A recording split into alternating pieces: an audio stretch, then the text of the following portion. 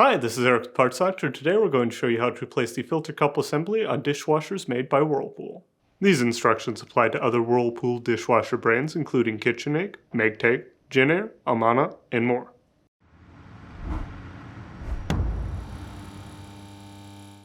This part is sometimes referred to as the upper filter assembly. If you need to purchase a new filter cup assembly for your Whirlpool dishwasher, you can check out our website, partsdoctor.com, where we sell parts for all major appliance brands. The filter cup helps trap food particles and prevents other debris from entering and damaging the pump. It must be routinely cleaned to ensure optimal dishwasher performance. The filter cup is most commonly replaced if the screen is torn or damaged, or if it is clogged to the extent that it cannot be cleaned. To begin, open the dishwasher door. Then, pull the bottom dish rack forward and lift it up and out.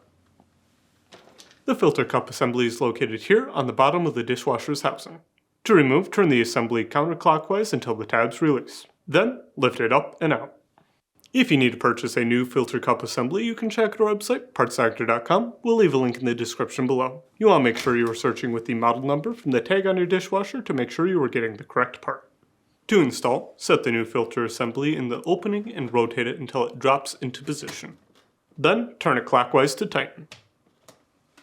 To avoid damaging your dishwasher, do not operate it without the filter cup assembly properly installed. If the upper assembly turns freely, it is not installed properly.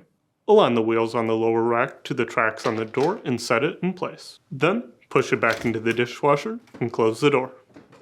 And that's it for today's video, and if you found this video helpful, make sure to leave a like and comment down below, and for more videos like this, please consider subscribing.